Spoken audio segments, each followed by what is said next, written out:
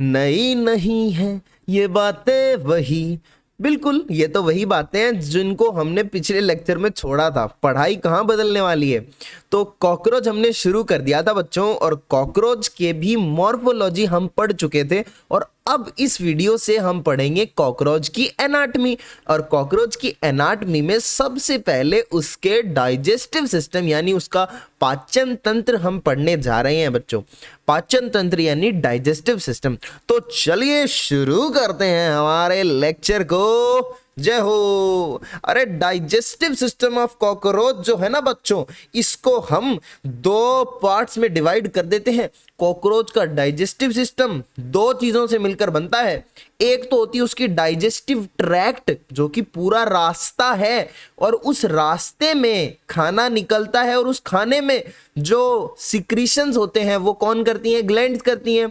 तो वो होती हैं डाइजेस्टिव ग्लैंड्स। तो मैंने क्या बोला? मैंने ऐसे बोला माँ कि डाइजेस्टिव ट्रैक्ट और डाइजेस्टिव ग्लैंड्स जो होते हैं ये मिलकर के कॉकरोच में डाइजेस्टिव सिस्टम बनाते हैं। अरे ह्यूमंस में भी तो ऐसा ही होता है बच्चों।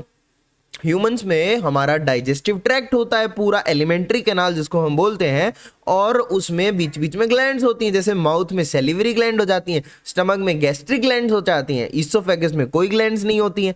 फिर हम जाते हैं, फिर हमारे पास, अरे समझ रहे हो ना, मतलब उसी तरीके से ग्लैंड्स और डाइजेस्टिव ट्रैक्ट से मिलकर इसका डाइजेस्टिव सिस्टम बना हुआ होता है। और मेनली जब हम कॉकरोच का डाइजेस्टिव सिस्टम पढ़ेंगे तो वहां पर दो तरीके की ग्लैंड्स होंगी जिन पे हमें अध्ययन करना है। पहली होगी सेलिवरी ग्लैंड और दूसरी होगी हिपैटिक सिकाई। हिपैटिक सिकाई, सिके कई लोग कुछ कुछ बोलते हैं, ठीक है। तो हिपैटिक सिकाई और salivary gland, these are two type of glands which we are going to study in this topic, ठीक है। कॉकरोच बच्चों, मैंने लास्ट लेक्चर में बताया था कि कॉकरोच होते हैं ना, वो सब खा जाते हैं। लेदर खा जाते हैं, अपनी स्पीशीज के एनिमल्स को भी खा जाते हैं, सब खा लेते हैं। इसीलिए हम इनको ओमनीवोरस बोलते हैं। हम बोलते हैं कि कॉकरोच जो होते हैं ये ओमनीवोरस होते हैं, ठीक है।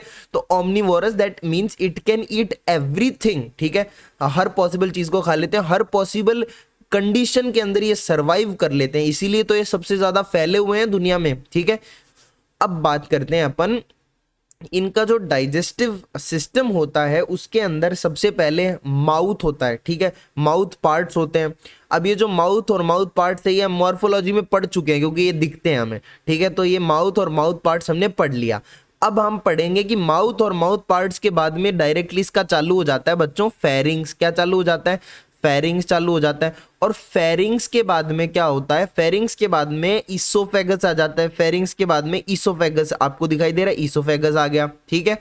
अब फेरिंग्स और ईसोफेगस के बीच वाले पार्ट में इनमें होती हैं सेलिवरी ग्लैंड्स जो कि सलाइवा सिक्रीट करती हैं। देखो ये फेरिंग्स है एंड उसके बाद में आ जाता है oesophagus, and in between pharynx and oesophagus there are salivary glands which secrete saliva, and saliva help in digestion. अगर आपको कोई बोले कि सेलिवरी ग्लैंड क्या काम करते हैं तो देखो मैंने पॉइंट लिखा है कि salivary gland secretes saliva and that help in digestion, ठीक है बच्चों। ओके, तो सेलिवरी ग्लैंड सलाइवा सिक्रीट कर देती हैं, और मान लो इसने बहुत सारा सलाइवा सिक्रीट कर दिया तो एक साथ तो सारा काम आता नहीं है। इसका मतलब जब बहुत सारा सलाइवा सिक्रीट हो जाता है तो उसको स्टोर करने के लिए बच्चों रिजर्वियर्स की जरूरत होती है। What are reservoirs? जो कि सलाइवा को स्टोर करते हैं। तो आपको दिख रहा है नीचे labelling, salivary reservoirs that stores saliva, जो सलाइवा की स्टोरेज करते हैं। मुझे लग रहा है बच्चों को समझ में आ रहा है, ठीक है ना। सेलिवरी ग्लैंड, सेलिवरी रिजर्वियर, फेरिंग समझ में आ गया। फिर ईसोफेगस आ जाता है, और ईसोफेगस के बाद में आ जाता है क्रॉप। उसके बाद में एक पार्ट आता है जिसको हम बोलते हैं क्रॉप। क्या बोलते हैं बच्चों? इस पार्ट को हम लोग बोलते हैं क्रॉप, ठीक है। उसके बाद में आ जाता है एक पार्ट जिसका नाम है गीजार्ड। अब फेरिंग्स से लेकर के गीजार्ड तक का जो रीजन है ना इसके डाइजेस्टिव सिस्टम का, ये हमारा आता है फोरगट में, ठीक है। मतलब अगर मोटे मोटे बात करें तो डाइजेस्टिव सिस्टम ऑफ कॉकरोच को हम डाइजेस्टिव जो ट्रैक्ट होती है उसको तीन पार्ट में डिवाइड कर देते हैं, ठीक है। सबसे पहले आ जाती है अपने पास फोरगट, ठीक है। दिखाई दे रहा है ना? मैं एक बार चेक कर लेता हूँ, हाँ दिखाई दे रहा है। चलो, तो सबसे पहले आ जाती है बच्चों फोरगट, ठीक है। उसके बाद में आ जाती है हमारे पास मिडगट या मिजेंट्रॉन, मिडगट, या फिर जिसको हम क्या बोलते हैं मिजेंट्रॉन भी बोलते हैं कई लोग, और फिर आ जाती है अपने पास हाइंड गट। तो इन 3 पार्ट्स में कॉकरोच की जो डाइजेस्टिव सिस्टम है दैट इज डिवाइडेड, हाँ या ना? ठीक है, इतने पार्ट्स में कॉकरोच के डाइजेस्टिव सिस्टम को हम क्या कर देते हैं, क्लासिफाई कर देते हैं बच्चों। ठीक है, अब इसमें जो ये 4 गट वाला रीजन होता है ये होता है फेरिंग्स से लेकर के गिजार्ड तक का। तो गिजार्ड तक का जो रीजन है इसको हमने बोल दिया 4 गट। क्या बोला बच्चों? 4 गट बोल दिया। And 4 gut is lined by cuticle. Cuticle देखो, एक जैसे हमारी बॉडी है, body is lined by skin, उसी तरीके से foregut is line by cuticle. Cuticle थोड़ी सी स्किन के कंपैरिजन में या थोड़ी सी हार्ड होती है, थोड़ी सी। ठीक है, तो forgot is line by cuticle. ठीक है, अब फॉरगट का जो last chamber that is gizzard. ठीक है, तो अगर आपको पूछे कि फॉरगट कितनी होती है, foregut is from pharynx to gizzard till gizzard. ठीक है, अब गिजार्ड के बाद में अपना स्टार्ट होता है, गिजार्ड के बाद में अपना होता है मिजेंट्रॉन और मिडगट। जो ये आप स्पाइरली ऐसे कॉइल्ड सा रीजन देख रहे हो ये वाला, दिस रीजन इज मिजेंट्रॉन या फिर मिडगट। ये कौन सा रीजन है बच्चों? मिजेंट्रॉन या फिर मिडगट वाला ये रीजन है। उसके बाद में मिजेंट्रॉन या मिडगट के बाद में अपनी आ जाती है हाइंड गट। ठीक है, क्या आ जाती है बच्चों? हाइंड गट आ जाती है। दिस इज हाइंड गट वाला पोर्शन।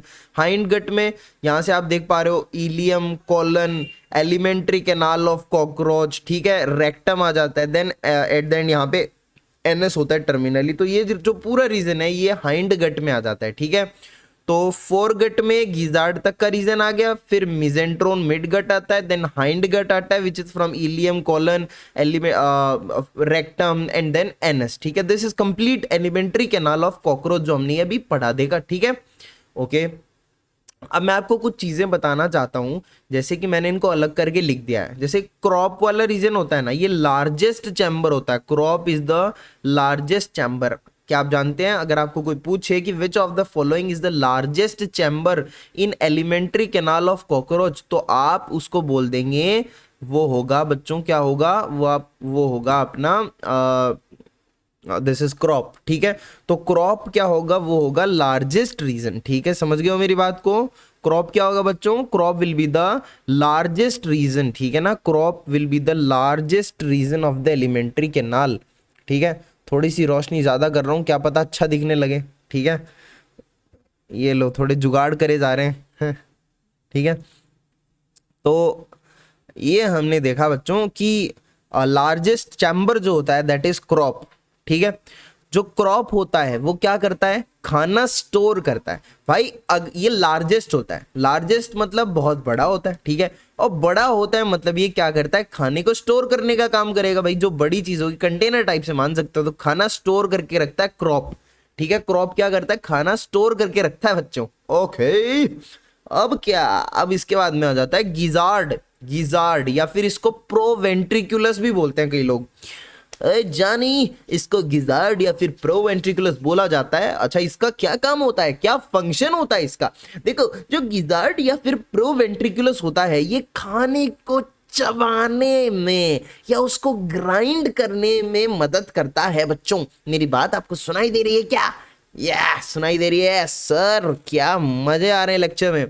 देखो, क्रॉप जो होता है वो खाने को स्टोर करता है, और जो गिजार्ड होता है वो खाने को चर्न करता है या फिर ग्राइंड कर देता है खाने को। ठीक है, एक तो स्टोर करता है और एक बेचारे खाने को खत्म कर देता है।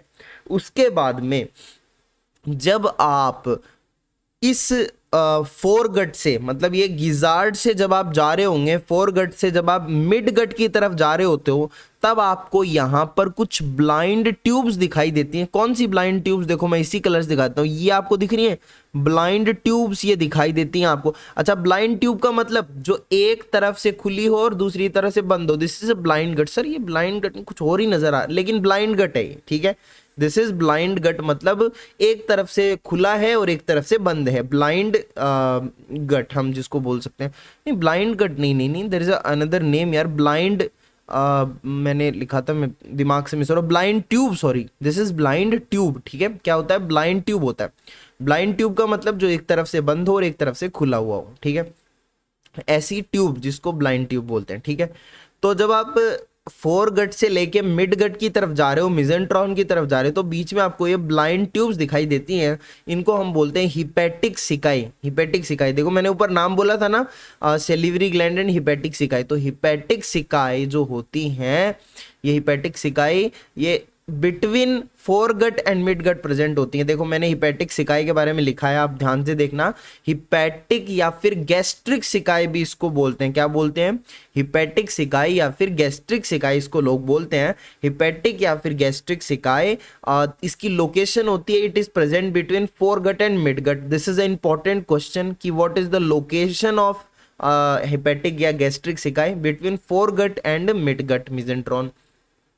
अच्छा, कितना नंबर होता है इनका? They are 6 to 8 in number. This is also very important question, ठीक है, कि क्या नंबर होता है हिपेटिक सिकाई का, कितना होता है? 6 to 8 इन नंबर, 6 से 8 होता है बच्चों, ठीक है ना? ओके, 6 से 8 और present between four gut and mid gut. बार बार मैं रिपीट कर रहा हूं ताकि आप इसको यहीं पे ग्रैब कर सको, याद कर सको, ठीक है? तो याद करते हुए चलना और नोट्स लेना तो बिल्कुल मत भूलना। अगर ये डायग्राम आपसे नहीं बन रहा है तो आप एनसीईआरटी में लेबलिंग कर लो थोड़ी बहुत, और लिखने की चीजें कॉपी में लिख लो, ठीक है? और वैसे इतना मुश्किल भी नहीं है, इसको थोड़ा जुगाड़ लगा के आप बना सकते हो, ठीक है? आगे बढ़ते हैं। तो मैंने आपको हिपेटिक गैस्ट्रिक सिकाई के बारे में बता दिया, ठीक है? और ये क्या काम क्या करती है? It produce enzyme that help in digestion. जैसा कि मैंने बोला था कि हिपेटिक सिकाई इज अ डाइजेस्टिव ग्लैंड, ठीक है? डाइजेस्टिव ग्लैंड होती है, तो ये क्या करती है? ऐसे एंजाइम्स प्रोड्यूस करती है जो कि डाइजेशन में मददगार होते हैं, ठीक है? अब आगे बढ़ते हैं। उसके बाद में आप देख रहे हो, जब आप मिड गट से लेकर के हाइंड गट में जा रहे हो, तब बीच में आपको और ये देखो, ये जो छोटे छोटे ब्लाइंड ट्यूब्स और दिखाई दे रहे हैं आपको, ये वाले दिखाई दे रहे हैं। तो ये वाले जो ब्लाइंड ट्यूब्स हैं, ये जो दिखाई दे रहे हैं ब्लाइंड ट्यूब्स, ये मालपिगियन ट्यूब्यूल्स हैं। क्या है? Malpighian tubules. मालपिगियन ट्यूब्यूल्स, समझ रहे हो मेरी बात को? मालपिगियन ट्यूब्यूल्स हैं ये, ठीक है? तो मालपिगियन ट्यूब्यूल्स का क्या काम होता है? ये फंक्शन इनका होता है एक्सक्रीशन करना। कॉकरोच में मालपिगियन ट्यूब्यूल्स का फंक्शन होता है एक्सक्रीशन। और इनका नंबर कितना होता है बच्चों? 100 से लेकर के 150। बोल लो, अरे सर ये तो हिपेटिक सिकाई तो 6 से 8 थे नंबर में, और मालपिगियन ट्यूब्यूल 100-150 है। बताओ, आप बात करो, ये भी कोई बात होती है क्या? तो मालपिगियन ट्यूब्यूल 100 से लेकर के 150 इन नंबर होते हैं, ठीक है? और these are also blind tube, ठीक है? ये भी ब्लाइंड ट्यूब होती है। अंधी ट्यूब्स, बेटा अंधी ट्यूब्स होती, इस तरीके की अंधी ट्यूब्स होती हैं, ठीक है? तो Malpighian tubules are present between mid gut and hind gut. देखो ये इंपॉर्टेंट चीजें थी आपको जो याद रखनी है, ठीक है ना? अब ओके, ऑलमोस्ट मैंने मेजर चीजें बता दी हैं, ठीक है? अब मैं आपको आगे की बात बताता हूँ। हमने अब तक पढ़ा कि जो फोरगट होती है, ये माउथ टू गिजार्ड होता है, ठीक है? Mouth, pharynx, then till gizzard जो होता है फोरगट होती है। गिजार्ड का काम हमने देख लिया। गिजार्ड का क्या काम होता है? गिजार्ड का काम होता है चर्निंग या फिर ग्राइंडिंग ऑफ खाना, ठीक है? और मिजेंट्रॉन या फिर मिडगट का क्या काम होता है? इसका काम काम क्या होता है? काम जो ये हाईली कॉइल्ड होती है और खाने का एब्जॉर्प्शन करती है। देखो मैंने बता दिया कि जो मिजेंट्रॉन या फिर मिडगट है, मैंने जब इंट्रोडक्शन कराया था तब मैंने बोला था ये कोइल्ड है, कोइल्ड है, कोइल्ड है। तो हमारे अंदर जैसे इंटेस्टाइन होती है, स्मॉल इंटेस्टाइन पर्टिकुलरली, तो वो क्या होती है? हाईली कॉइल्ड होती है। उसका काम क्या होता है? मेनली खाना एब्जॉर्ब करने का, ठीक है? तो उसी तरीके से आप मिजेंट्रॉन या मिडगट को मान सकते हो, इंटेस्टाइन मान सकते हो इसको। तो ये हाईली कॉइल्ड होती है, that's why it help in food का एब्जॉर्प्शन, ठीक है? And it is not lined by cuticle. Cuticle से लाइंड केवल फोरगट होती है, नॉट मिडगट या mesenteron is not lined by cuticle. Then हमने पढ़ा था हाइंड गट के बारे में। Hindgut broader than midgut होती है, ठीक है? हाइंड गट, ये वाले हाइंड गट, ये ब्रॉडर होती है मिड गट से, ठीक है? मिड गट तो क्या होती है? कॉइल्ड होती है और पतली होती है ताकि एब्जॉर्प्शन हो सके। And hind gut is broader than, hind gut is broader than we can call mid gut, ठीक है? आगे बढ़ते हैं। अब हमारे पास एक इंपॉर्टेंट चीज हमने बताने चाहते हैं हम कि ये जो गिजार्ड या फिर जो प्रोवेंट्रिकुलस है, गिजार्ड को हम प्रोवेंट्रिकुलस भी बोलते हैं, मैंने पहले ही बताया था। गिजार्ड या proventriculus, it is a structure which is present in the foregut of cockroach and help in churning या फिर ग्राइंडिंग ऑफ फूड, राइट? ठीक है? तो अब ये चर्निंग या ग्राइंडिंग कैसे करता होगा, ठीक है। कुछ औजार, भाई किसी चीज को काटने के लिए, तोड़ने के लिए हमें औजारों की जरूरत होती है। तो जो ये जो अपनी गिजार्ड है, प्रोवेंट्रिकुलस है, इसके पास भी ऐसे औजार होते हैं जिनसे ये तोड़ती है। एक तो होती है circular muscles and then chitinous teeth, ठीक है बच्चों। सर्कुलर मसल्स होती हैं इसके पास एंड इसके पास होते हैं काइटिनस टीथ, काइटिन के दांत होते हैं और ये खतरनाक होते हैं। सर्कुलर मसल तो बाहर की साइड प्रेजेंट होती हैं, आउटर साइड में सर्कुलर मसल्स होती हैं, इनर साइड में काइटिनस टीथ होते हैं ताकि अच्छे से तोड़ा जा सके, ठीक है। Chitinous teeth are on inner side and circular muscle are on outer side, ठीक है। And these both structures help in churning या ग्राइंडिंग ऑफ फूड। इसी के साथ मैंने आपको कॉकरोच का डाइजेस्टिव सिस्टम पढ़ा दिया है। अब जो मैं अगला वीडियो, अगला लेक्चर डालूंगा ना, उस लेक्चर में हम क्या पढ़ेंगे, अगले लेक्चर में हम पढ़ लेंगे एक्सक्रीटरी सिस्टम ऑफ कॉकरोच, ठीक है। तो बने रहिए, वीडियो अच्छा लगा तो सब्सक्राइब कर दो, ठीक है। मेहनत कर रहा हूं मैं बहुत ज्यादा, ज्ञानबाजी नहीं है, मेहनत है ये। देख रहे हो मेहनत कितनी है, तो मेहनत कर रहा हूँ तो उसका फल मिलना चाहिए ना, तो प्लीज फल दो मुझे। वैसे मेहनत करते हैं तो फल की आशा नहीं रखनी चाहिए, but I am greedy, yes I am greedy. तो आप वीडियो को लाइक कर दीजिए, कमेंट करिए अगर कोई डाउट हो तो, और क्या बोलते हैं उसको, क्वेश्चन प्रैक्टिस कीजिए, एनसीईआरटी पढ़िए और पढ़ते रहिए बस। कि अब कोई पूछे कि भैया सिलेक्शन कैसे होता है, मेरे को स्ट्रेटजी बता दो, मेरा वो कर दो, मेरा वो कर दो। सिंपल सी चीज, सिलेक्शन होता है पढ़ने से। तू हर रोज दिन में 10-12 घंटे पढ़ने के लिए बैठ और पढ़ते रहे और टेस्ट देते रहे, सब चीज कायदे से करते रहे, ठीक है। जो कायदा मतलब क्या हुआ, कोई चीज समझ ली, नोट्स बनाए, पढ़ रहे हैं, याद कर लिए, रिवाइज कर लिए उन नोट्स को, या चीजें कर रहे हैं, है ना।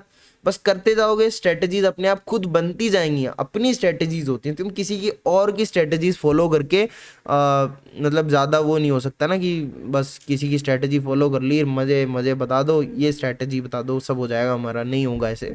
तो तुम्हें खुद स्ट्रेटजीज बनानी पड़ेंगी अपनी, ठीक है। तो चलो मिलते हैं नेक्स्ट वीडियो में, बाय।